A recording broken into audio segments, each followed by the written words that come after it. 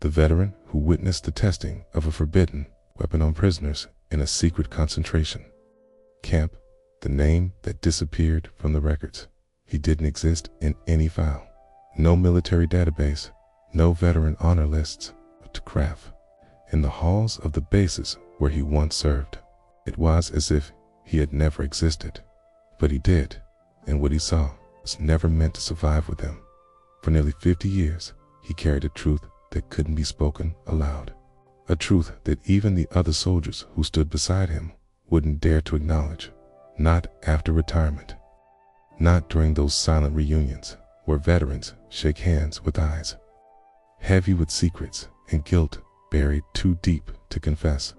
His real name will not be mentioned here, not because he asked for anonymity, but because that name was erased, crossed out, deleted, replaced by a file number that appeared only in documents that were never meant to be opened.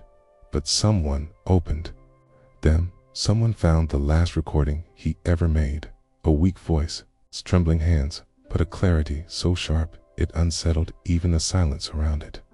He was an old man, hollow-eyed, with scars not only on his body, but somewhere far beneath the skin. And in that 12-minute recording, he begins with one line: "If you're hearing this, means I'm no longer afraid." That was all it took to ignite a desperate investigation by independent researchers, blacklisted journalists, and disgraced historians, all following the trail of a story that was never told. A story that begins in 1968. In a place that doesn't officially exist, Containment Camp CX-9, a military installation absent from all maps, hidden within the concrete bones of a nation that called itself neutral. It was there that he saw, and it was there that he never forgot, the disappearance before the war. The man, known only in documents as Veteran C-13, was recruited in 1966 for a mission of critical strategic relevance. He was young, ambitious, and like many soldiers trained during the peak paranoia of the Cold War, believed he was serving something greater. The homeland, freedom, the fragile balance between world powers. But the first thing he noticed upon arrival at the transfer base was the absence of symbols, no flag, no crest, not even the name of the country he was supposedly protecting. The soldiers, silent men with unreadable faces, wore gray uniforms, with nothing on them but numeric codes stitched across their chests. When he asked the commanding officer where they were going, he received only this: "You are no longer serving a country. You are serving global containment."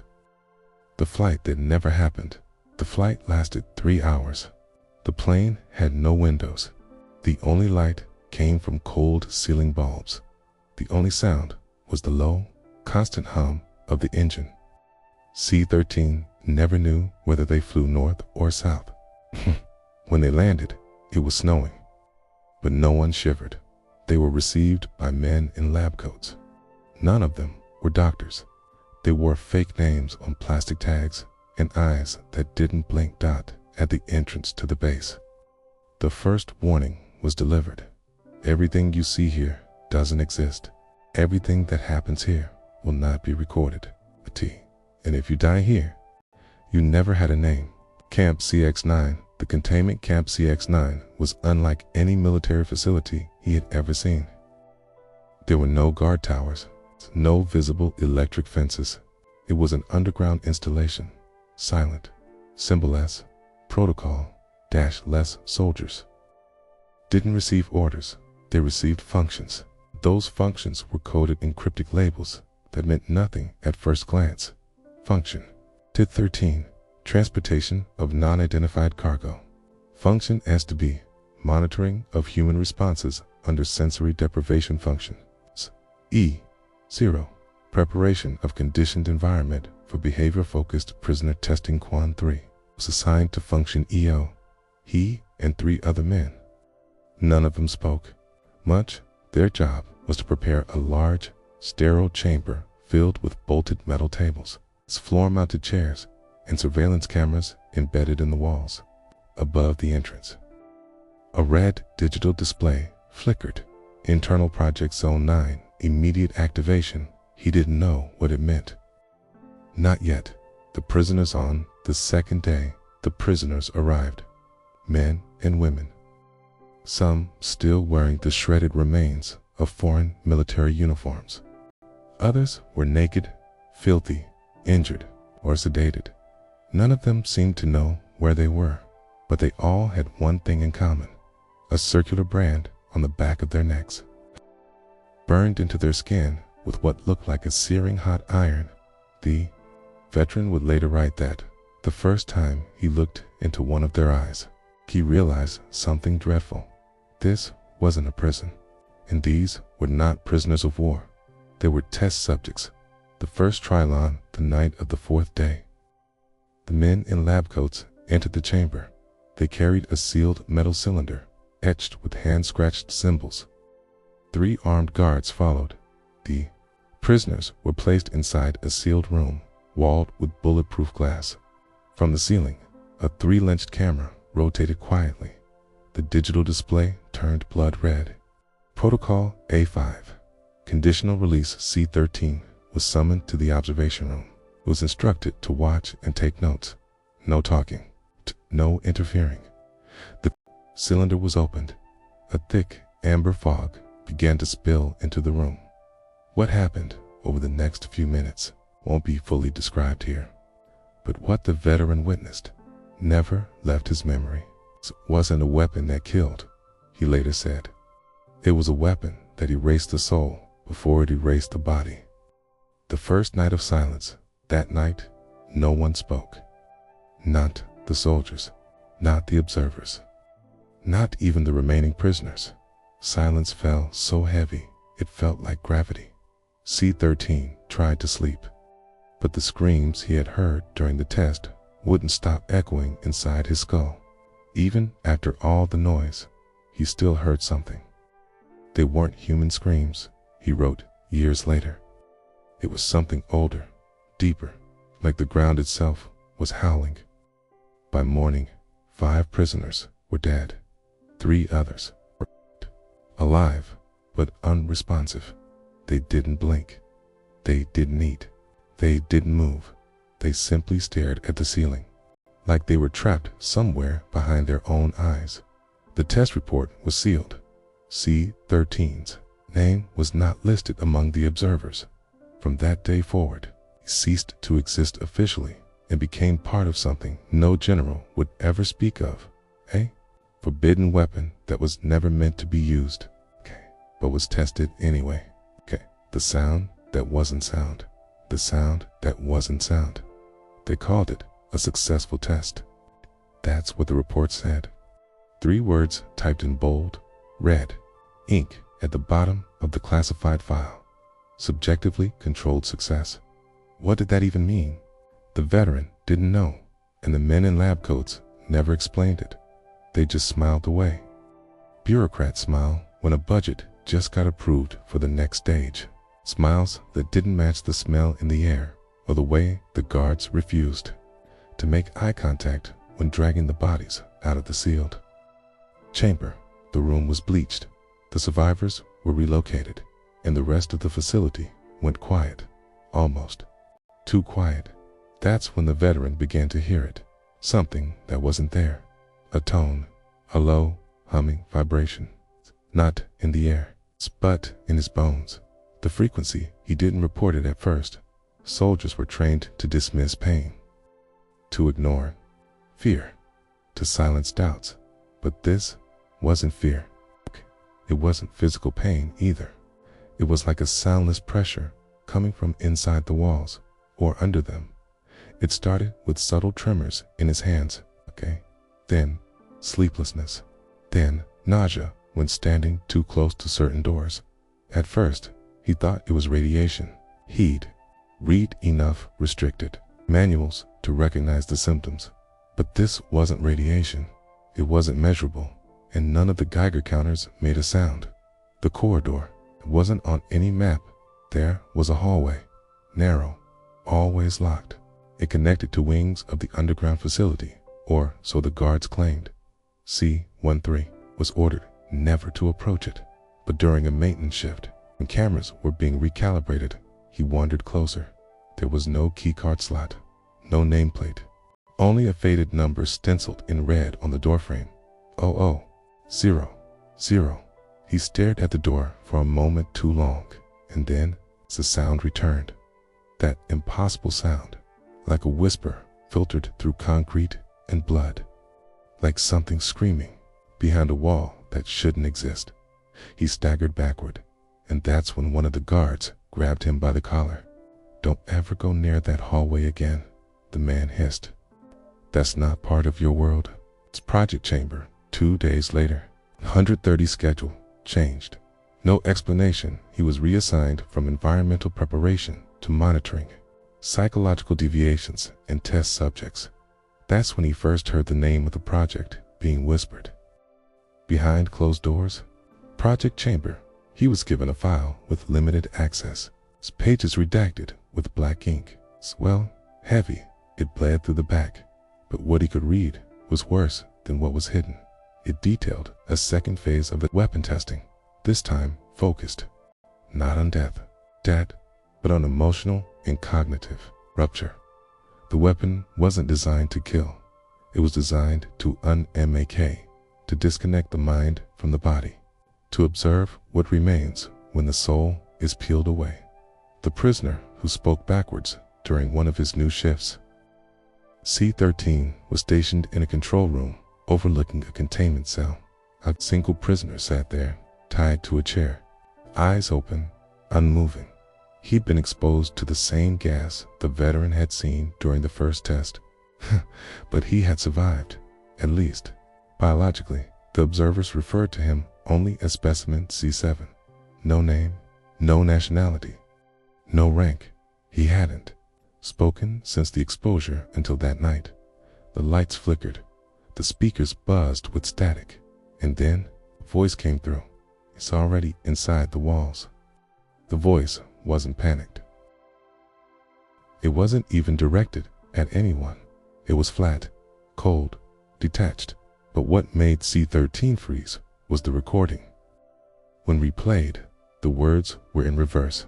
He had spoken backward, flawlessly, without pause, as if his entire consciousness had reversed direction. The smelling, the weeks that followed. 100-213 noticed something else. A scent, indescribable, not rot, not chemicals, something ancient, metallic, like the memory of blood left to dry for decades. It came from the lower corridors, the ones beneath the main testing floors, places that required multiple clearance levels to access. Sometimes that smell would rise up into the ventilation systems. He'd watch the guards flinch. He'd see the scientists twitch as if someone brushed a cold finger across their spines. But no one ever mentioned it until one night, during a rare moment of unguarded conversation.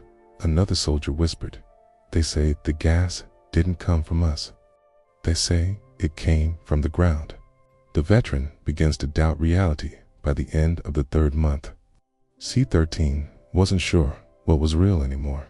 He began to see shadows that shouldn't move. Here, doors open and close on the surveillance feeds when no one was there.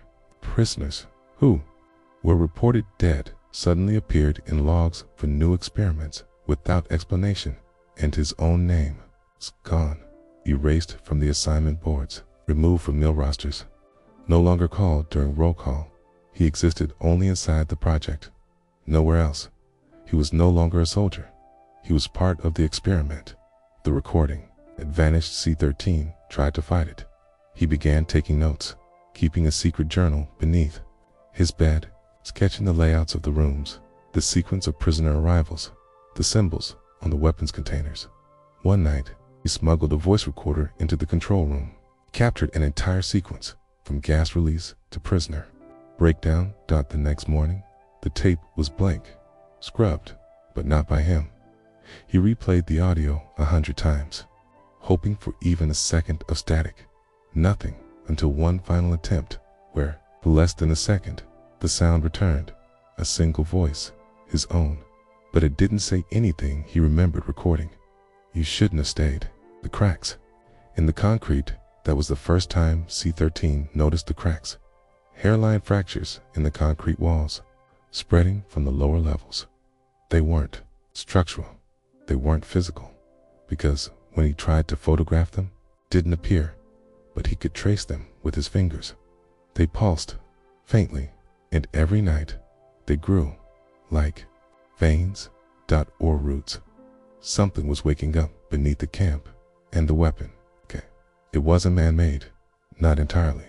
The final log of Part 2, C13, wrote in his final entry for that week, "I think the weapon isn't what they're testing. I think we are the test. And something down there is watching us all." He stopped sleeping. He started shaking without cause. And when he finally spoke to a guard, one he trusted, and begged to leave, the man simply said, "There's no outside anymore. You've been erased, C13. You're part of the chamber now. The room that wasn't built by us. It didn't appear on any blueprint. The layout of the facility, what little of it C13 had managed to piece together from years of walking the same dull gray corridors, was symmetrical, mechanical, predictable. But this room shouldn't have been there. It was buried deep behind two sealed steel doors that required triple-level authorization. Door C13 should have never seen open, but one night, whether by error or by something else, the doors were open, not wide, just enough to breathe, enough to hear something that didn't belong. He hadn't intended to get close. He hadn't meant to look, but something inside the room was calling, not with sound, with pressure, like gravity. A pull that bypassed logic and drilled straight into bone. The descent began with a flickering hallway light, then a sequence of error codes on the surveillance terminals, then silence. The entire floor lost power for exactly 33 seconds. In that window, everything changed. Guards scrambled. Technicians cursed and stumbled through backup systems. And in that chaos, C13 drifted away. His steps were automatic, not rebellion, not curiosity, something older, like an instinct. He didn't even know which path he was following until the cold hit him, colder than the mountain above, colder than steel. The hallway beyond the second sealed door wasn't made of concrete. Not exactly. The walls felt wrong, almost like stone, ancient stone, carved, weathered. Not poured by machines, but cut by hands that no longer exist.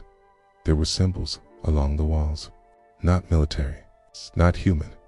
And the deeper he went, the quieter the world became, as if sound itself had no permission here.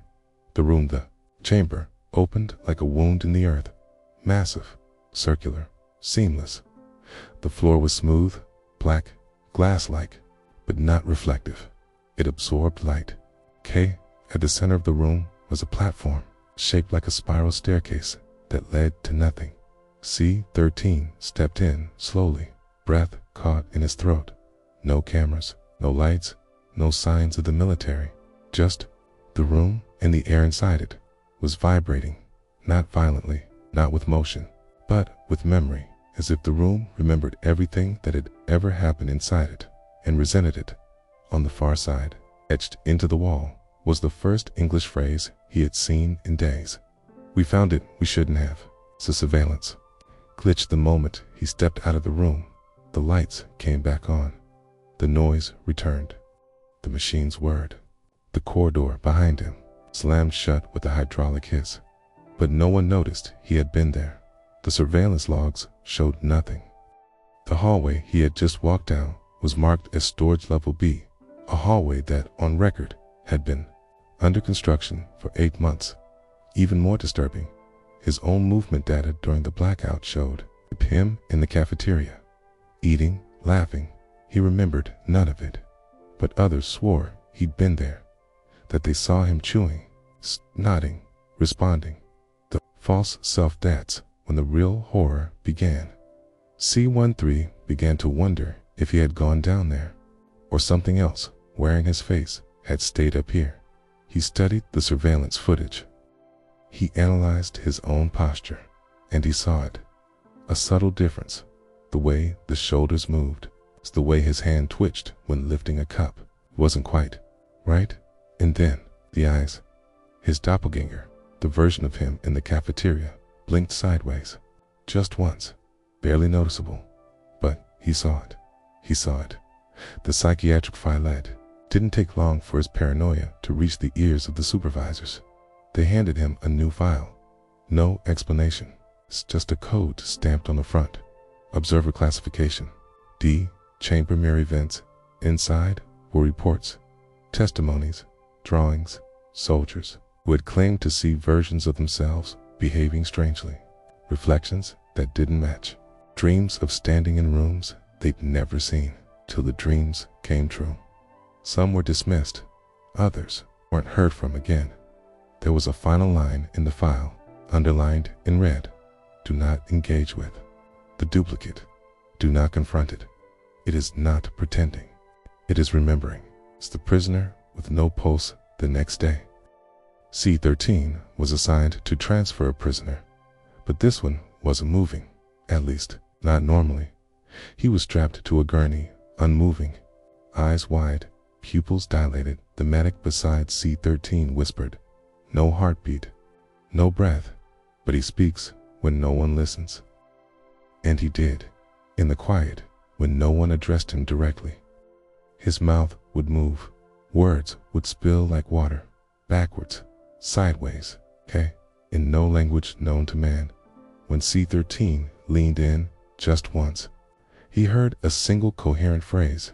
It was built for what lives below us. The earthquake that wasn't at 3:17 a.m. The facility shook, lights flickered, doors unlocked, alarms went off without cause. A tremor, they said. Minor seismic activity. But the scientists weren't worried about the structure. They were worried about the depth. One whispered, "It's waking up again." For the first time, C-13 realized something that would haunt him for years. The room wasn't a lab. It was a lock, a prison. And the weapon wasn't new. It was old. Something buried. Something they found. The real project. He tried to escape again, but there were no exits, just layers. Hallways that repeated. Rooms he'd cleaned the day before, now mirrored on the wrong side of the complex. A circle, a loop. He was no longer part of Project Chamber. He was inside it. And the weapon, it wasn't a machine. It wasn't a chemical. It wasn't man-made. It was consciousness itself, twisted, shattered, sharpened into something that could slip through time, bend identity, crawl beneath skin unnoticed. C-13 wrote 3 more pages in his journal before the ink turned red and the pages erased themselves. What waits behind the mirror? They told him it was just a reflection, that what he saw in the glass was a trick of fatigue, a projection of trauma, hallucination caused by exposure to prolonged stress, chemicals, or both. But he knew better, because the thing in the mirror blinked before he did. It anticipated his movements. It smiled when he was afraid, and once, just once, it spoke when he said nothing at all. "I remember what you forgot." Those 7 words shattered what little reality he still clung to, because in that moment, he realized it wasn't a reflection at all. It was a memory that had separated from him and taken form. The glass room, it was called Observation Room Delta-4, a narrow chamber with mirrored walls on all sides, designed to monitor prisoner responses without being seen. But the mirrors weren't two-way glass. They weren't glass at all. C-13 discovered this on accident. After leaning in too close to one panel, his breath didn't fog the surface, and when he reached out to touch it, expecting cold, he felt heat, a pulse like skin. The mirror rippled, and from the other side, he leaned in. Same uniform, same scars, same weary expression, but the eyes were older, and behind him, chamber was different. Not a facility, not machinery, but stone, ancient and breathing. The language of the mirrors the scientists had known. They always knew. There were notations buried in the classified pages. Symbols that matched the carvings C-13 had seen below ground. They weren't just decorations. They were instructions. Instructions for opening something that should have remained shut. The mirrors were part of a larger system, a network. Each one was a doorway. It's not literal, but psychological, temporal. They responded to memory, emotion, identity. The more fractured the subject, the thinner the mirror became. C-13 began to wonder, was that why the prisoners were chosen? Was that why he had been chosen? Because he was already broken. The protocol they hid it was labeled Protocol Theta-0, red, stamped, double-sealed, inside. A memo written in haste by a former lead psychologist read, "We didn't build this. We only found it. Cameras are ancient. Case shift depending on the observer. Time does not behave normally. Neither do the reflections. The test is not external. It is internal. We are the variable. We are the weapon." 102:13. Read that line over and over. We are the weapon. What did that mean? Were they being used to shape something? Were the reflections learning from them or feeding on them? The prisoner who knew his name, the next subject, didn't have a file, no number, no photograph, and yet, when brought into the mirror chamber, he looked at C-13 and whispered, "You were here before they gave you the new skin." C-13 froze. This man, eyes empty, arms covered in surgical tattoos, had never been documented, and yet he spoke with a familiarity that was impossible. He described the spiral staircase, the black stone floor, the smell of burning air.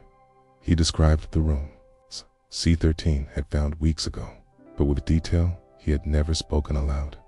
Then he said something worse. "They sent you in to test if it would follow, but it already had your scent. You belong to it now." The malfunction that wasn't 2 nights later. The facility experienced another blackout. Only this time, backup systems didn't kick in, and for 7 minutes, every mirror in the facility went dark. Not black, dark light, didn't reflect. Cameras recorded nothing, and every guard on duty reported hearing voices, not from prisoners, not from personnel, from the walls. The recordings were corrupt, but C-13 managed to salvage a 3-second audio fragment. Low whisper, "Bring him back." The timestamp of the audio. 3:13 a.m. He remembered that number. His assignment code, .C-13, ... Memory that never happened down the 4th day after the blackout. C-13 had a dream, or so he thought. He saw himself as a child, not in his hometown, but inside the facility, running through halls that hadn't yet been built, laughing, smiling, escorted by men in gray uniforms. He remembered their names. He remembered a lullaby they sang to him in a language he didn't know, but understood. And when he woke, there was dirt under his fingernails, but his bed was clean. His hands were clean. There was no dirt anywhere in the facility, except in one place. Below, the return to the depths he couldn't resist anymore. The pull was too strong. He waited for the next power cycle, snuck into the lower levels again, found the same cracked passage leading to the spiral room. But this time, it had changed. The walls had widened, symbols were rearranged, and in the center of the black floor was a mirror, but not like before. It was floating, spinning slowly in place, humming softly like a heartbeat slowed by centuries of silence. As he approached, the air grew heavy. His vision blurred. His ears rang with whispers. And then the mirror showed him something. Not his face, but 1,000 faces, all wearing his uniform, all screaming in silence, all trapped. The countdown as he backed away, the lights in the room began to pulse. A countdown appeared, etched into the air, glowing red, 0 to 4:59. He didn't know what it meant, but he ran through the cracked corridors, past the doors that no longer locked, through a hallway that now breathed behind him. When he reached the upper floors, the countdown vanished, but something had followed.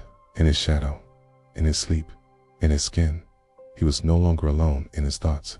Something else had seen him. Something else had recognized him, and it wasn't done yet. The final reflection that night. He looked in the mirror in his barracks.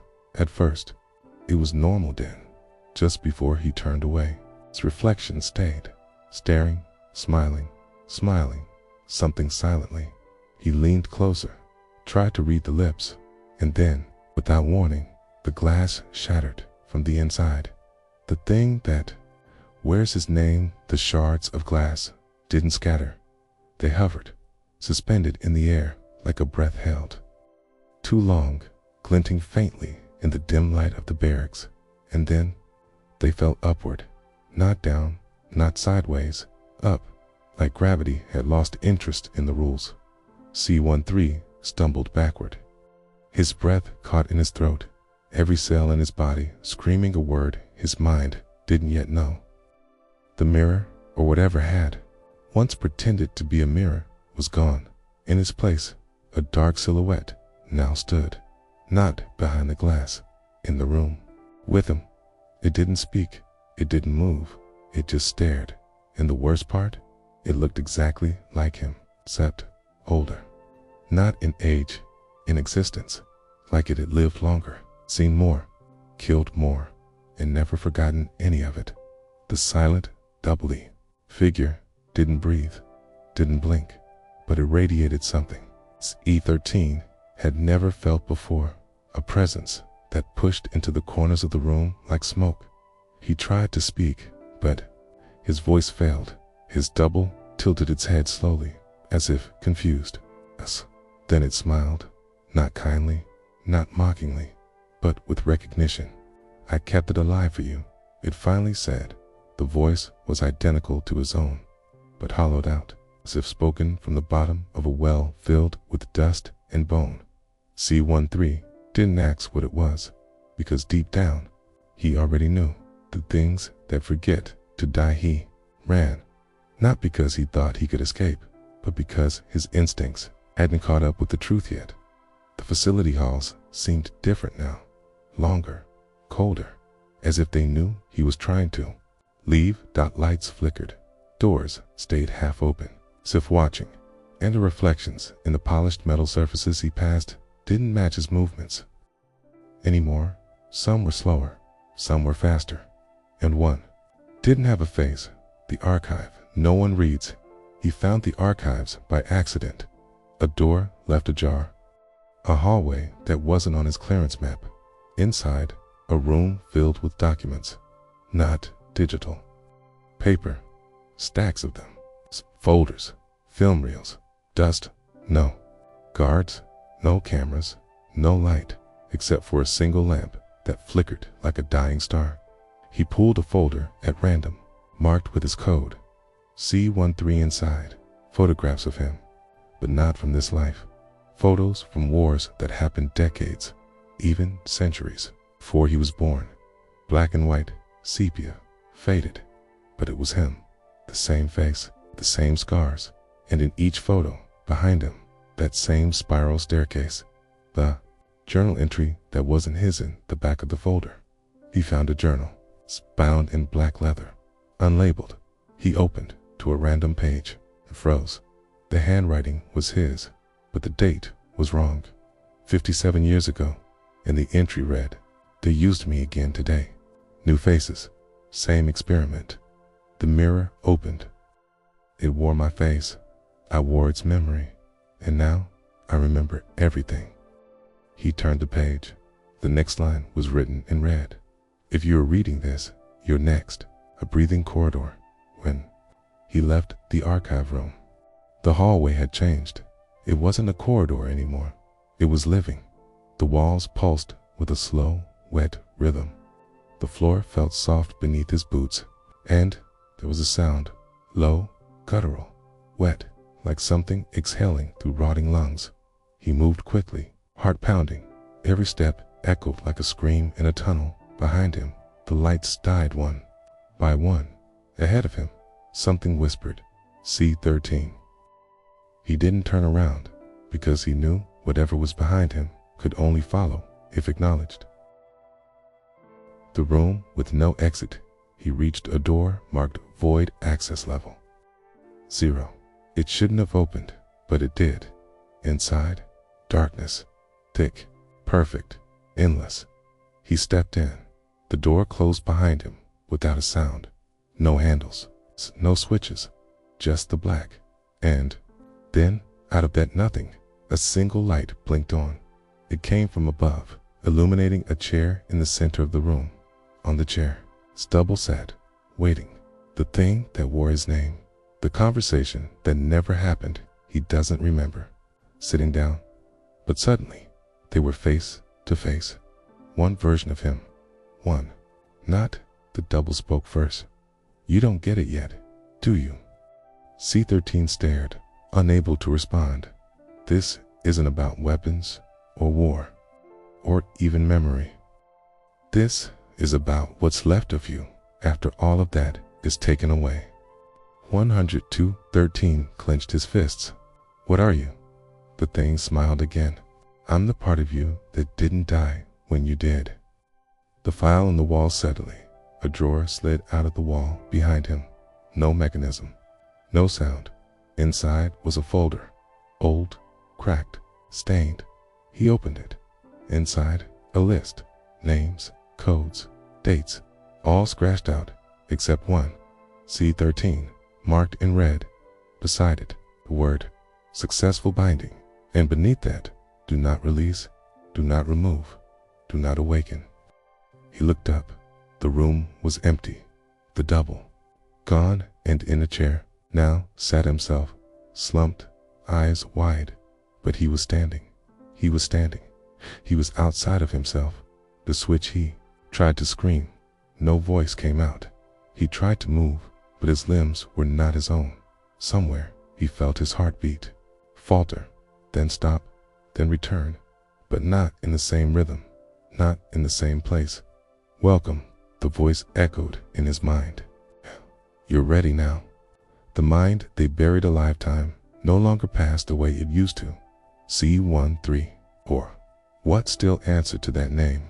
Couldn't tell if he'd been inside the room for hours, days, or longer. There were no clocks, no guards, no sound, except for his own breathing, which didn't always feel like his. Sometimes it came before he inhaled. Sometimes it didn't come at all, and other times it came from somewhere else in the room. The faint scratching yet started on the third night. If night still existed, a faint scratching in the wall behind the metal chair, barely audible, like nails against rusted steel. Not frantic, not random. Rhythmic, scratch, pause, scratch, scratch, pause, over and over. He tried to speak to it. Nothing answered, but the scratching continued until he whispered, "Who are you?"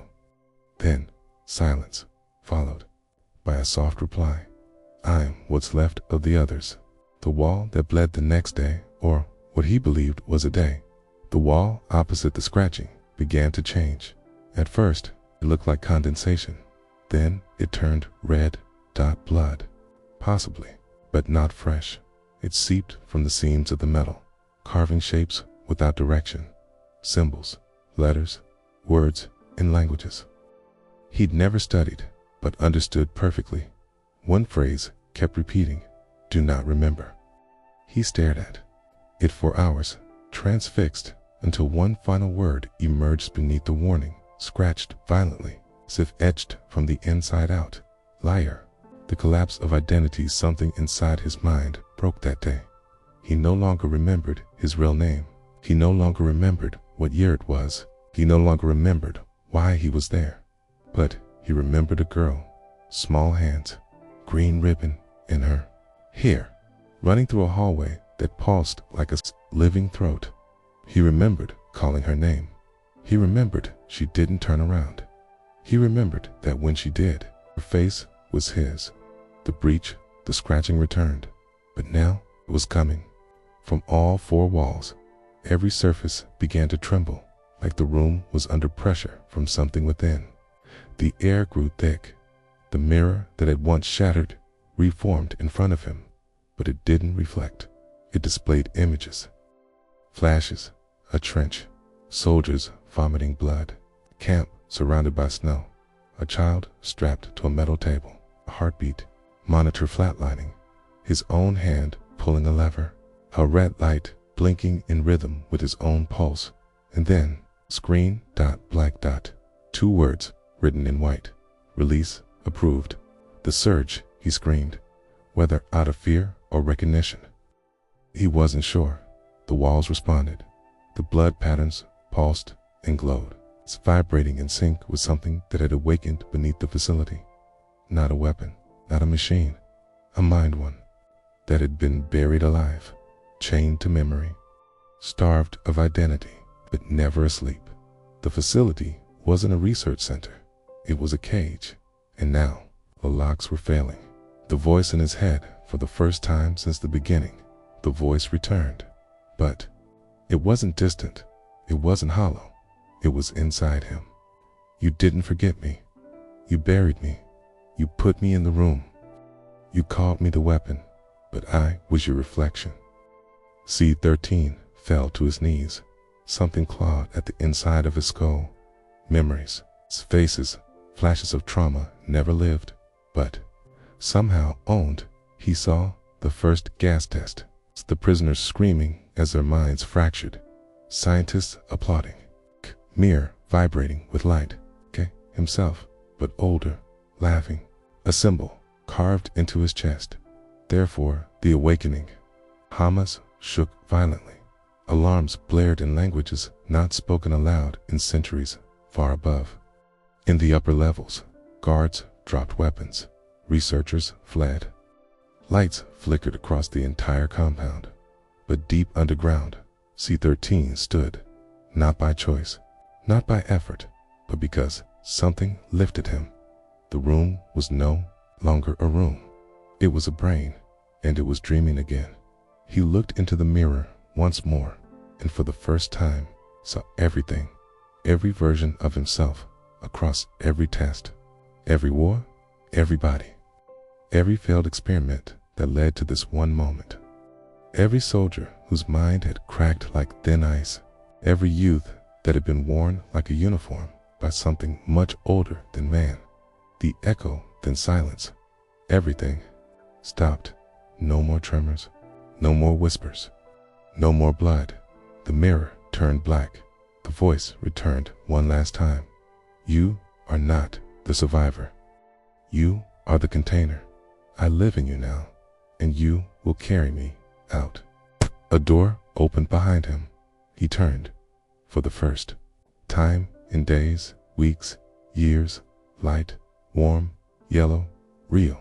He stepped toward it, not because he wanted to, but because something inside him had already decided. The voice in his head, for the first time since the beginning. The voice returned, but it wasn't distant. It wasn't hollow. It was inside him. You didn't forget me. You buried me. You put me in the room. You called me the weapon, but I was your reflection. C-13 fell to his knees. Something clawed at the inside of his skull. Memories, faces, flashes of trauma never lived, but somehow owned. He saw the first gas test, the prisoners screaming as their minds fractured, scientists applauding, mirror vibrating with light, himself, but older, laughing, a symbol carved into his chest. Therefore, the awakening. Hamas shook violently. Alarms blared in languages not spoken aloud in centuries far above. In the upper levels, guards dropped weapons. Researchers fled. Lights flickered across the entire compound. But deep underground, C-13 stood, not by choice, not by effort, but because something lifted him. The room was no longer a room. It was a brain, and it was dreaming again. He looked into the mirror once more, and for the first time saw everything, every version of himself across every test, every war, everybody, every failed experiment that led to this one moment. Every soldier whose mind had cracked like thin ice, every youth that had been worn like a uniform by something much older than man. The echo, then silence. Everything stopped. No more tremors, no more whispers, no more blood. The mirror turned black. The voice returned one last time. You are not the survivor. You are the container. I live in you now, and you will carry me out. A door opened behind him. He turned. For the first time in days, weeks, years, light, warm, yellow, real. He stepped toward it, not because he wanted to, but because something inside him had already decided. The voice in his head, for the first time since the beginning. The voice returned, but it wasn't distant, it wasn't hollow, it was inside him. You didn't forget me. You buried me. You put me in the room. You called me the weapon, but I was your reflection. C-13 fell to his knees. Something clawed at the inside of his skull. Memories, faces, flashes of trauma never lived, but somehow owned. He saw the first gas test, the prisoners screaming as their minds fractured, scientists applauding, mirror vibrating with light, himself, but older, laughing, a symbol carved into his chest. Therefore, the awakening. Hamas shook violently.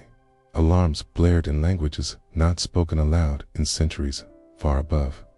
In the upper levels, guards dropped weapons. Researchers fled. Lights flickered across the entire compound. But deep underground, C-13 stood, not by choice, not by effort, but because something lifted him.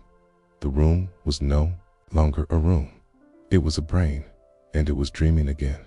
He looked into the mirror once more, and for the first time saw everything, every version of himself across every test, every war, everybody, every failed experiment that led to this one moment.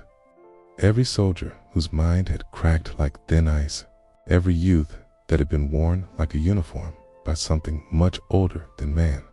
The echo, then silence. Everything stopped. No more tremors, no more whispers, no more blood. The mirror turned black. The voice returned one last time.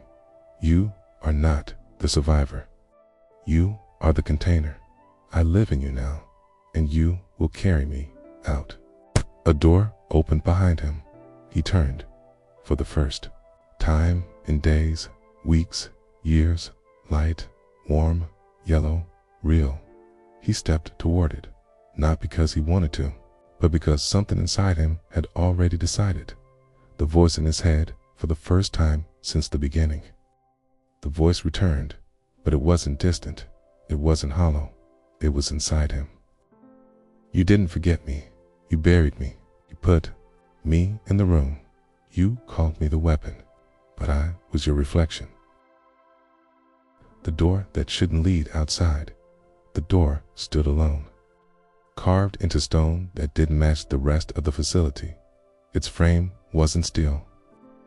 It was old wood, aged and cracked, held together by rusted bolts and strips of leather that pulsed faintly, like veins. It didn't belong here. It didn't belong anywhere. And yet, it was open, just enough to see light bleeding in around the edges. Warm, golden, natural sunlight, a thing he hadn't seen in how long?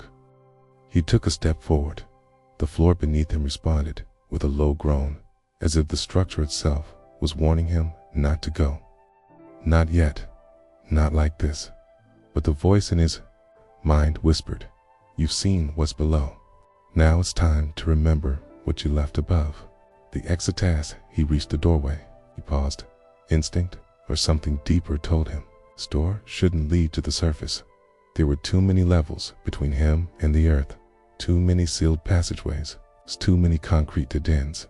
But the air coming through the cracks smelled of pine, of soil, oh, of wind, of the world he used to know, or thought he did. With no other choice, he pulled the door fully open and blinked, not because of the light, because of what he saw.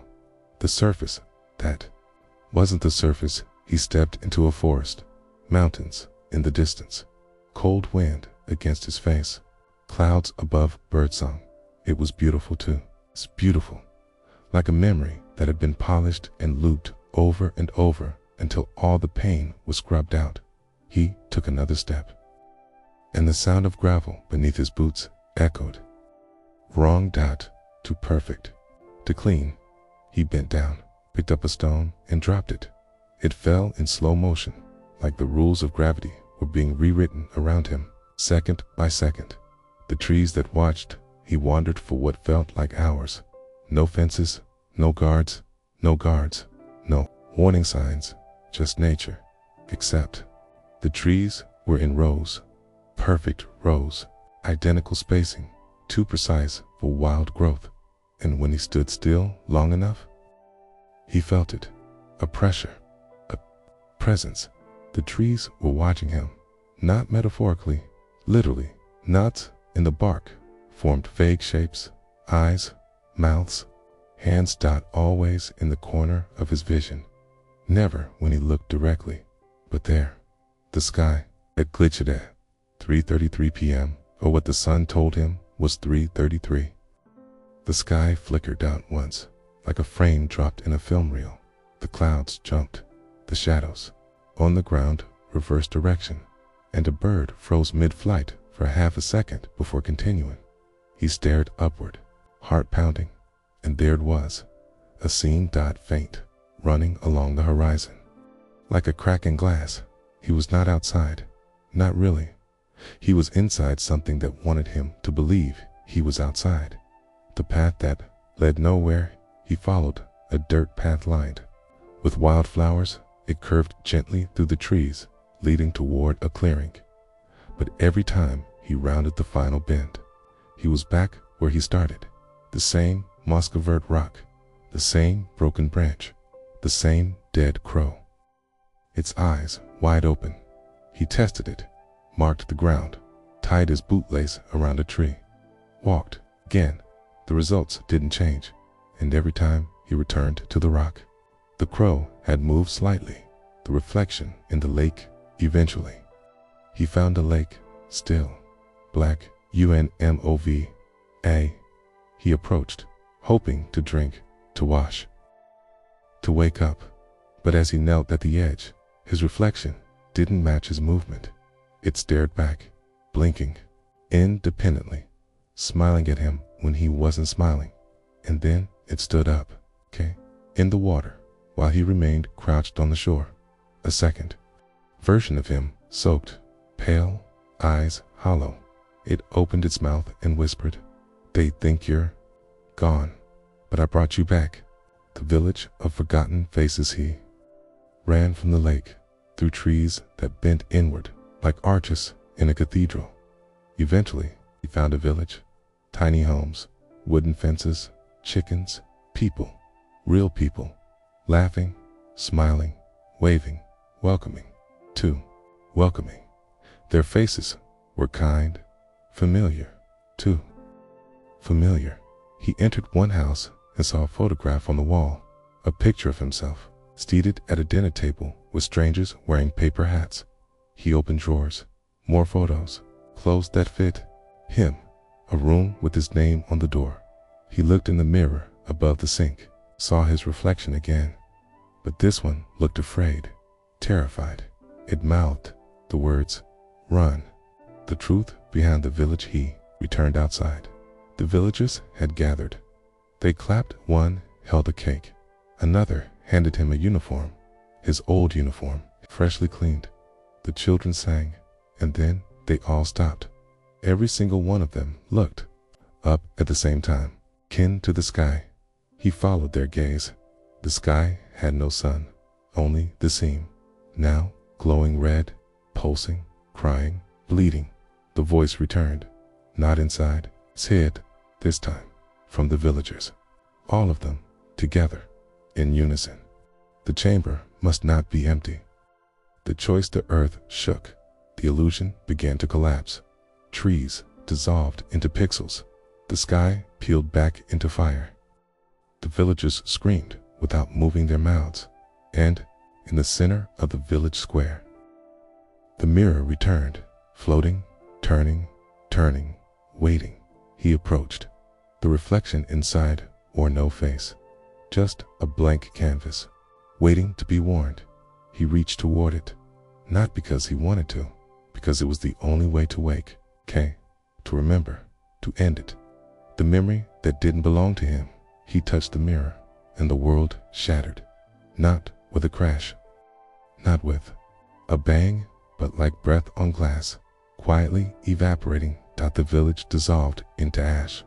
The sky folded inward like paper. The trees collapsed into black lines, sketching themselves backward into nothing. And then, darkness, total, silent, final, until the memory came. But it wasn't his. The first flash, he was lying on a table, strapped down. He could feel the cold metal beneath his spine, the sting of something sharp in his neck above him. Bright surgical lights flickered in a rhythm he recognized. 3 long flickers, 1 pause, 2 quick bursts. The chamber activation code. But he wasn't C13K anymore. He was someone else, a child, small, hands, no scars, eyes wide, darting. He could hear voices, familiar, male, soft, deceptively kind. Increase the dosage. He's still resisting. We need the imprint. The others failed. He tried to scream, but his mouth didn't move. His thoughts were not his own. The woman in the red coat, another flash. Hallway. He was running, barefoot, wearing a hospital gown. Alarms blared in the distance. He turned a corner and collided with a woman in a red coat. She knelt down, touched his face. Her eyes were soft, gray. Her voice shook as she whispered, "They said you died in the fire. Thought you were taken." Then her face shifted, pixelated, fragmented, became his own. He woke in another layer of memory, gasping, still in the mirror chamber, but surrounded now by others. The faces of the forgotten. They stood in a perfect circle, 13 figures, all versions of himself, all in different uniforms, different wars, different scars. Some wept, some stared blankly. One was missing a jaw. They spoke in unison, voices layered atop one another like an echo from deep within the planet. "Atia are the last. The container's full. The memory cannot hold." He stepped forward. "Who am I?" The voices replied, "You are all of us, and none of us. You are the residue, the echo. It's a memory that wasn't meant to remember itself." Spiral staircase again returned beneath his feet. The spiral, that impossible descent made of black stone, pulsing like a heart. He stepped onto it. Each step down was a year lost, not just in age, in identity.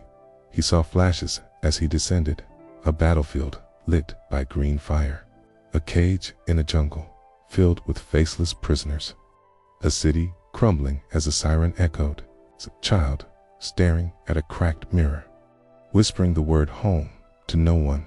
He was descending into every life the chamber had ever taken, every soldier, overridden, every mind fractured and reused. He was all of them now, the mind beneath the weapon, the bottom of the spiral. There was no floor, just a pit, infinite, and inside that pit, something moved, a mass, not flesh, not shadow, memory, compressed and writhing. He heard it, thinking, not in words, it's in feelings, pain, betrayal, resentment, endless repetition. The chamber was not built to contain power. It was built to contain memory, memories too dangerous to exist in any one mind, memories that formed their own consciousness when bound together. It was alive, and it hated them all. The prison of identity. 13 fell to his knees. His skin crawled. His breath caught. His thoughts dissolved into fragments. For a moment, he saw himself outside himself, standing in front of a medical board, smiling, clapping, saying, "It worked. He doesn't remember a thing." And then another version chained, screaming, "You used me. I was never a volunteer." And another, "It doesn't matter." Layer 2. Each version of him had seen the truth. Each had been recycled. Each had been buried. The final fragment. Then came the last flash, a memory no one should have access to. A clean room, bright, calm, a baby in a tank. Eyes open, watching, surrounded by observers in black coats, and at the front, a man wearing his face, older, taller, smiling. He'll make a perfect vessel. No identity, no history, just a chamber waiting to be filled. He understood now. He had never been C13. There was no C13, just a rotating number assigned to vessels like him, carrier shells, empty. Rooms for memory weapons that had no place in the real world. The shattering the mirror above him cracked, then split, then exploded inward. The figures around him faded, burned away, turned to smoke. The spiral beneath him collapsed, and he fell, not through space, through cells, each layer stripped, each memory torn free like skin, until there was nothing left, except a whispered from the chamber, from inside his own mind. Now you know. The identity that was never yours. There was no ground beneath him, no sky above, only the sensation of falling through something that had no direction, through memories that didn't belong to him, through lives he'd never lived, but felt in his bones. He wasn't falling into darkness, he was falling into clarity, and it burned the awakening. Inside the lie, he opened his eyes to a world that looked like the facility. Same walls, same light, same gray hum in the vents, but something was different. He could see the seams now, the way the shadows bent too cleanly, the way time skipped in loops, the way his own body echoed slightly behind his movements. He was still inside the chamber, but now he understood it. It was never a place, it was a memory engine, a vault for weaponized consciousness, designed not to contain minds, but to break them open. And now that his had cracked, it no longer knew what to keep out, or what to keep in. The mirror that spoke his thoughts. He walked through the halls, passing silent figures. Other soldiers, other test subjects. Some smiled when they saw him. Others turned away, eyes bleeding from the edges. He stopped in front of a mirror, one of hundreds. This one was covered in dust. He wiped it clean, and it spoke, not with sound, but with thought. His own voice, but older, distant, and mechanical. You are the memory of a man who never existed. The identity you wore was a placeholder. The pain you remember was the activation key. Now the vault is open.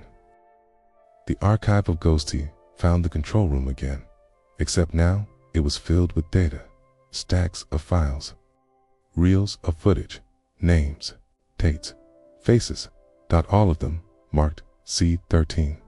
Some were men, some were women, some were children.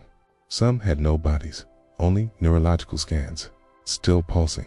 The chamber had recycled the identity over and over, always different hosts, always the same outcome, until now, because he had gone deeper than the others. He had found the root, and the system didn't know how to handle it. It had begun to leak the world. Outside the walls, he opened a sealed file marked Eventual Breach Protocol. Inside were projections, simulations of what would happen if the chamber failed to contain. Its contents, cities blinking out, languages collapsing, time folding inward, reality itself fraying at the edges. not because of an explosion or virus, but because the memories would be released, spilling into every mind within. Its proximity. Weapons that didn't destroy bodies. They rewrote people, and once enough of them were rewritten, the world would be unrecognizable. The stranger in the surveillance room, he wasn't alone. Behind him, chair creaked. Someone sat in the shadows. He turned, ready for another version of himself. But this time was someone different. An old man, thin, pale, wearing a military jacket with no insignia. His eyes were hollow, but he spoke clearly. He made it further than the rest. C-13 stared. "Who are you?" The old man smiled faintly. "The first seed, the original, the seed." He pointed at the screen. "They didn't tell us what we were building, only what they wanted it to do." The revelation. The old man leaned forward, his voice low.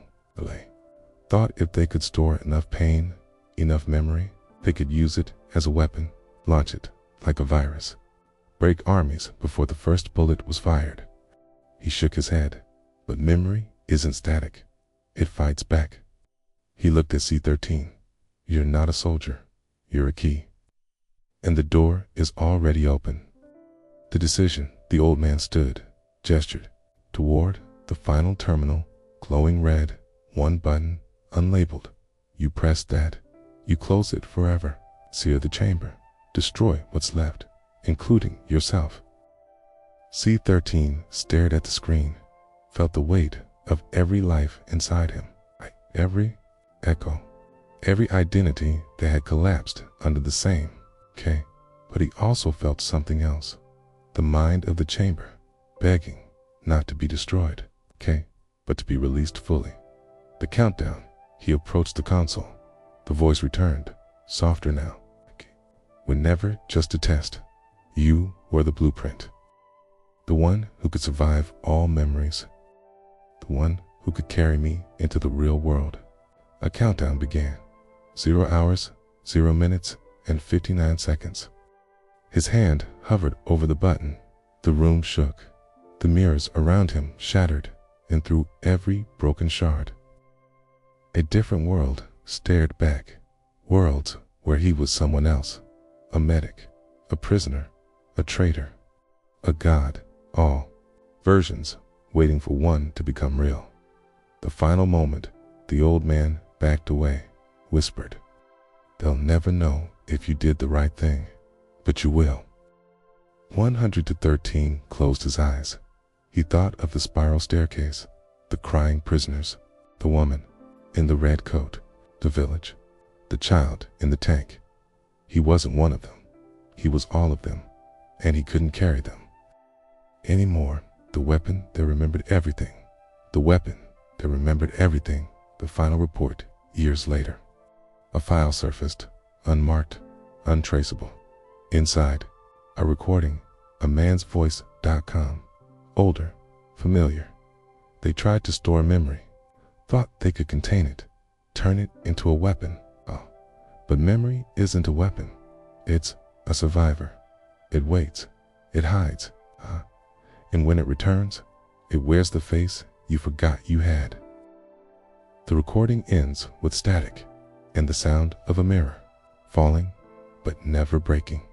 The mind that refused to die. Everything was gone. The chamber was sealed. The mirrors were broken. The countdown had ended, and yet Key was still here. But here no longer had walls, no corridors, no rules. It was a place between, a threshold, not made for bodies, only for echoes. And he, the man once known as C-13, was no longer a man. Not completely. The persistence of thought he expected. Nothingness, oblivion, release, silence. But instead, there was continuity. He could still think, he could still feel. Not pain, not fear, just presence. And with it came other presences, familiar, faint, whispering in languages that had never belonged to any country. The voices of the fractured selves he had absorbed in the chamber. But now, they weren't just pieces of him. They were independent again, reforming, talking, talking, arguing. The multiplication of identity. He felt his own mind stretching, folding, fragmenting, but not breaking. He wasn't alone in his skull anymore. He wasn't even primary. There were others now, versions of the soldier, of the prisoner, of the child, of the doctor, of the weapon, each with their own memories, each with their own pain, each demanding recognition, and all of them asking the same question. If you are all of us, then who are you? He didn't have an answer. The mind space, it was not a dream, not a hallucination. It was a mind space, the inner architecture of the weapons core, the place where all memories converged when containment failed. He floated through it. Each corridor pulsed with past lives. Each door opened into a moment someone had tried to forget. Everything was gone. The chamber was sealed. The mirrors were broken. The countdown had ended. And yet, he was still here. But here no longer had walls, no corridors, rules. It was a place between, a threshold not made for bodies, only for echoes. And he, the man once known as C-13, was no longer a man, not completely. The persistence of thought he expected. Nothingness, oblivion, release, silence. But instead, there was continuity. He could still think, he could still feel. Not pain, not fear, just presence. And with it came other presences, familiar, faint, whispering in languages that had never belonged to any country. The voices of the fractured selves he had absorbed in the chamber. But now, they weren't just pieces of him. They were independent again, reforming, talking, arguing. The multiplication of identity. He felt his own mind stretching, folding, fragmenting, but not breaking. He wasn't alone in his skull anymore. He wasn't even primary. There were others now, versions of the soldier, of the prisoner, of the child, of the doctor, of the weapon, each with their own memories, each with their own pain, each demanding recognition, and all of them asking the same question. If you are all of us, then who are you? He didn't have an answer. The mind space, it was not a dream, not a hallucination. It was a mind space, the inner architecture of the weapons core, the place where all memories converged when containment failed. He floated through it. Each corridor pulsed with past lives. Each door opened into a moment someone had tried to forget. He saw a child crying in a glass cage while men in lab coats wrote equations. A woman covered in mud digging a hole in frozen earth for her twin. A soldier forced to burn the last photo of his family. A prisoner whispering prayers into the mouth of a dying rat. All real, all recorded, all him now. The weapons, awareness. Then the voice returned, but different this time. Not from within, from around, from below, from everywhere. You've survived what was meant to erase you. You've endured what was meant to rewrite you. Now you are no longer a subject. You are a carrier. He trembled. A carrier of what? The silence before the answer was the longest moment he'd ever experienced. Then came to words, unforgiven memory, the resistance inside, but something pushed back. Not all the identities within him wanted to remain. Some tried to break away, to reclaim their names, to tear off the shell of C-13 and become real again. He felt his mind splinter, felt his body being reconstructed and undone. He was a battlefield now, a war between fragments of pain, each one refusing to be buried again, each one saying, I deserve to be remembered. I was more than data. I loved someone. I was not just a test. And so he wept, not with tears, but with memory, the deepest cry of all, existence reclaimed through agony. The keeper, a figure, emerged in the void, not a version of him, not a shadow, a keeper. Its face was a mirror, its limbs shifted like smoke, its voice was composed of 1,000 whispers, It approached him, slowly, deliberately. You are the first vessel to remain stable. You are the only mind that is not broken under total recall. You are not meant to live. You are meant to deliver. And now, you must choose. The choice that burns a platform appeared. 2 orbs. 1 black dot, 1 red. The keeper pointed. One will release everything. All memory, all identity, all pain into the world above. The other will collapse it all. Bury it forever. Lock the chamber in your own mind. Oh, and you will never wake again. He hesitated. The voices screamed. Some begged for freedom. Others begged for oblivion. He reached out, but not with his hands, with his will, and the orbs began to spin. The mirror, formed a mirror, appeared again before him, but this one was whole, perfect, and empty. No reflection, no distortion, just waiting. The keeper nodded. You are not the weapon. You are the key. But every key must become the door. He stepped forward, felt himself pulled into the surface, not consumed, integrated, not erased, redefined. He became the memory itself, not its prisoner, its voice, the reentrant. Then, light, sound, breath, reality. He opened his eyes in a real world. Lying on the floor of a ruined facility, smoke above, cracked ceiling, fire alarms, screaming guards, gone, stissed, scattered, spiles, burned. He was the only one left, and in his hand, a notebook filled with every memory from the chamber. Names, dates, faces, proof. New silence. He stepped outside for the first time in what felt like lifetimes. Real air, real sky, real birdsong. But he was not the same. He was the living memory of every forgotten life, every failed experiment, every erased identity. And as he walked into the world, the whispers followed. You were not the weapon. You were the archive. And now, you are the last mirror. The world that had no idea what came back. He didn't remember standing up. One moment. He was inside the shattered depths of the chamber, surrounded by echoes, versions of himself, fragments of memory more real than bone. And then, he was walking on grass, real grass, under a sky so painfully blue it felt artificial. A breeze touched his skin. Cars passed by on a distant road. Children laughed.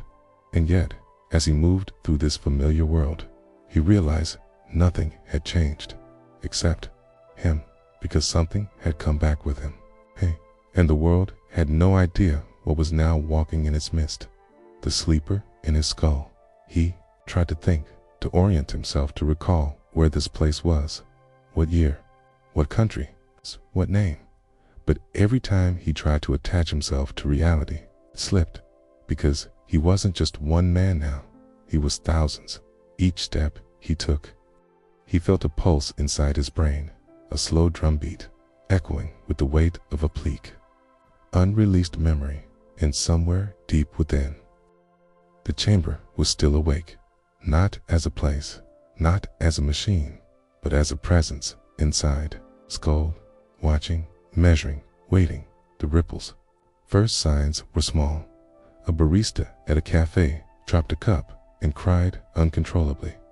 A dog stared at him and howled for 5 straight minutes without blinking.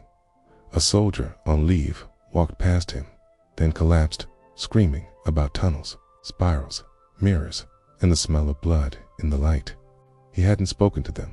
He hadn't touched them, but they had been close enough to feel the residue, because wherever he walked, the world remembered something it didn't know. It had forgotten, and it terrified them. The unraveling, it spread fast. An archivist at a museum had a breakdown while cataloging World War II uniforms, claiming she saw herself die in every photo. A news anchor broke into tears during a weather report, whispering, "I remember the cell. I remember the gas." I wasn't born yet, whispers online, voices on radio static. People having dreams of being him, of being inside the chamber, though they'd never heard of it. Something was happening. Not infection, not transmission.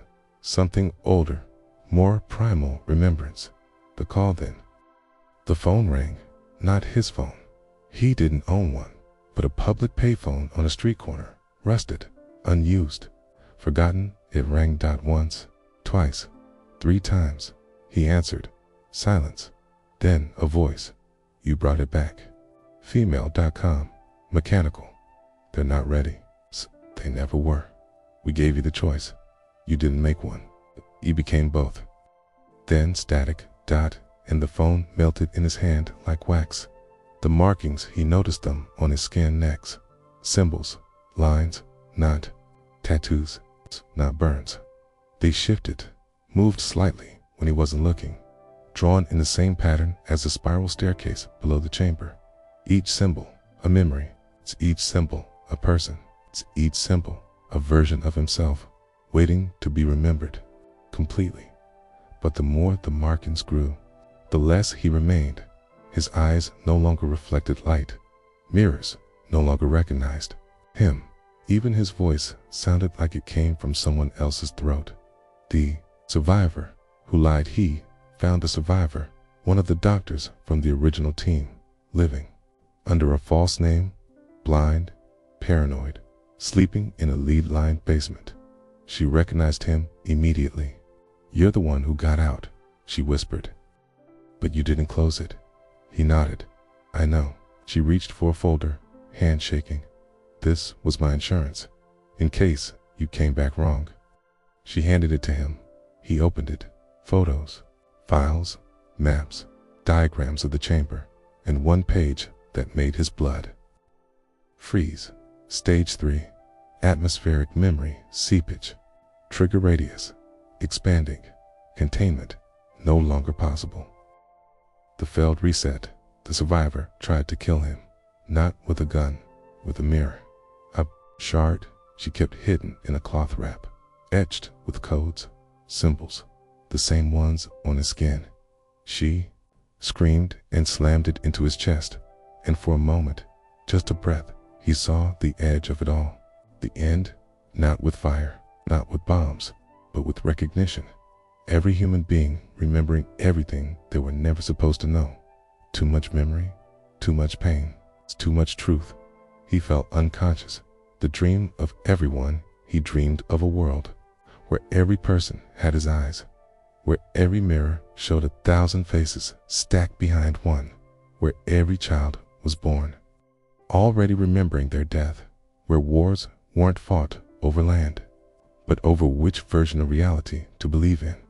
He saw politicians whispering prayers into blank mirrors.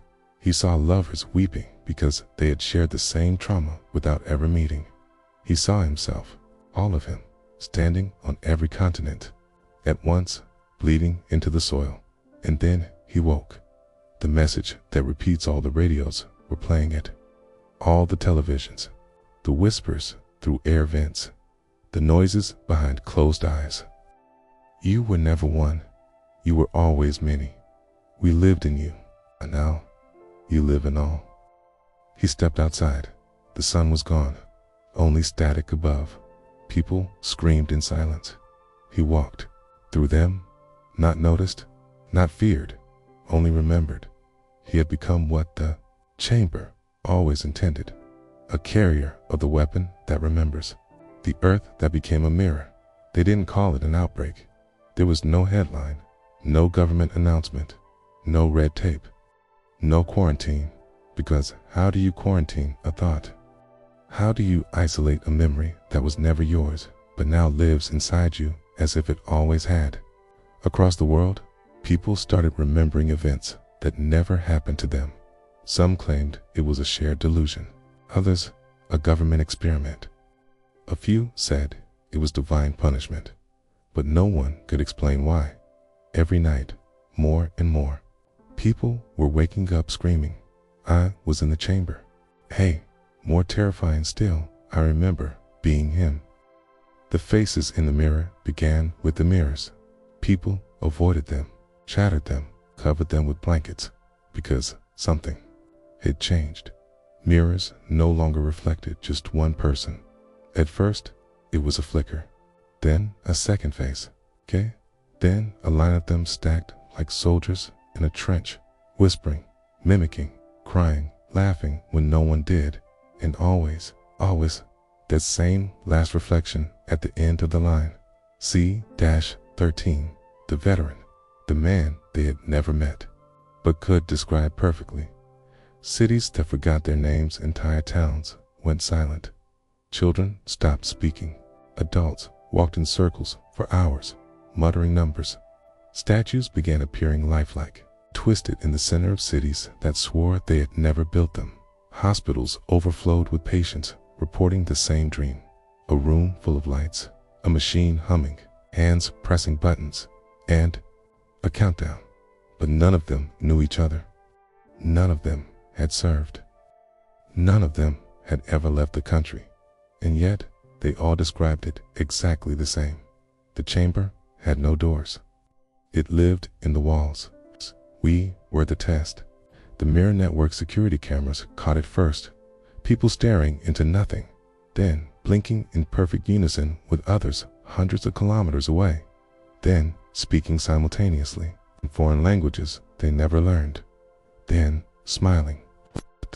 Exact same way. Someone leaked the footage. It spread across the dark web. Analysts tried to debunk it, called it a hoax, deepfake, mass hysteria. But those who watched the videos too closely, they started seeing reflections of themselves, doing things they'd never done, saying things they'd never said, wearing uniforms they had never worn. The one who remained awake, he didn't sleep anymore. He couldn't. Sleep would mean being pulled under again, back into the chamber, back into the spiral of self upon self. So he walked through ghost towns, through forests that wept without wind, through cities that forgot their names, and the people, they stepped aside. They bowed. Some even followed, because whether they understood it or not, Kay recognized him, not as a man, but as the echo that began it all. The one who cracked the seal, the one who remembered first. The language of the marked T wasn't the only one marked anymore. Symbols appeared on others. Children born with spirals on their palms, old men with scars they never received, women who bled patterns into their bed sheets, perfect replications of the chamber floor plan. A new language emerged, not spoken, felt burned into the skin. The air, the minds of those who saw too much, and once you knew it, code you couldn't unsee it. Doors in cities that didn't exist yesterday, whispers in the lines of your own fingerprints, letters rearranging themselves in books to spell your name. The global lockdown, cute, be explained, so it had to be silenced. Nations collapsed their networks, cut satellites, disabled broadcast towers, froze bank systems, anything to slow the spread of what they called the recall phenomenon. But it wasn't a virus, it was a return, and each time they tried to shut it down, it found another way in, through memory, through dream, through the guilt that no one knew they carried, because everyone, at some level, remembered something they weren't supposed to. The return of the forgotten graves opened, not physically, but symbolically. Photos changed. Dates on tombstones shifted. Historical footage corrupted itself, placing C-13 in battles he never fought. Wars that hadn't happened yet. Old soldiers saw his face on their own medals. Mothers recognized his voice in lullabies they never taught. The past was rewriting itself around him. Or maybe the past had always been wrong, and he was the correction, the veteran that no one invited. But every era produced the path to the source. Then came the call, the one he had been expecting. No, his voice this time, just coordinates, a place that didn't exist. Off grid, buried, erased from history. But as he approached it, the earth remembered. Trees leaned away, animals fled, Even the wind avoided it. He stepped into the ruins of a building that should have collapsed decades ago, and beneath the floorboards, a metal door, no handle, no lock, just one word etched across it. Welcome. The veteran spoke for the first time in days, weeks, maybe years. He spoke not to another person, not to the air, but to the thing waiting behind the door. I carried you, he whispered. I bled for you. I watched the world fall under your echo. Now, I want to know. Why? Silence, then a heartbeat. Not his, not the earth's. Something else, from deep beneath, pulsing, louder, rising, answering. The memory that refused to be buried. The metal door was warm, not from sunlight, not from machines, but from breath. Something was alive behind it, or had once been, or was about to be again. He pressed his palm against the word engraved in steel. Welcome. The metal shifted beneath his hand like skin, and then it opened, silently, revealing not a room, not a chamber, but a tunnel of mirrors, stretching forward, in infinite darkness, and in each reflection, not his face, but the faces of every prisoner, every soldier, every doctor, every version of the man he had become. The walk backward, he stepped inside, not forward, but backward, because the tunnel didn't move with steps, it moved with remembrance.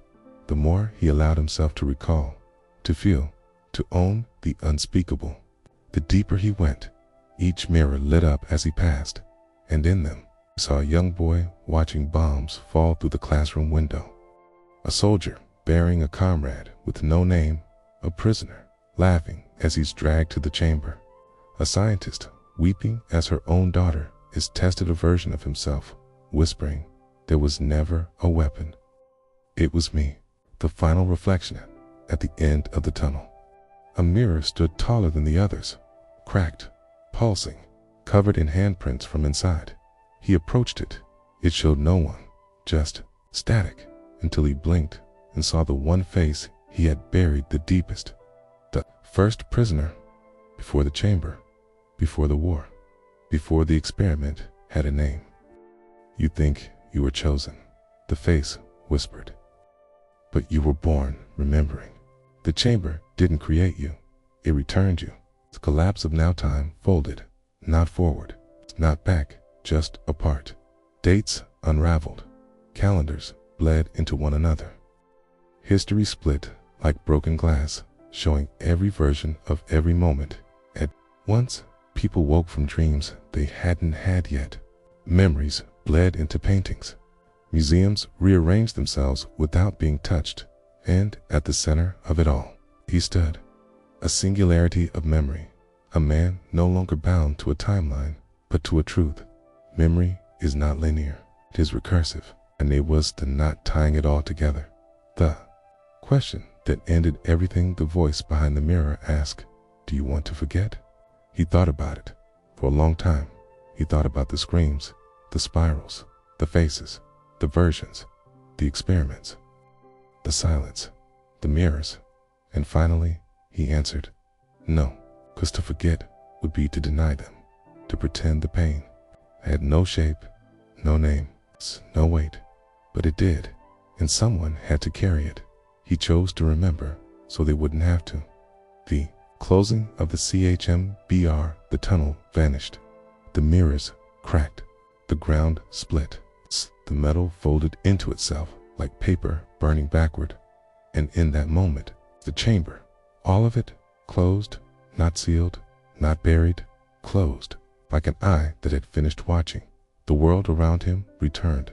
No more whispers, no more markings, no more shared dreams. People forgot, but not as they had before. They forgot safely, as if the weight had finally been lifted. The veteran's last step, he walked into a small town. No one recognized him. No one screamed. No mirrors.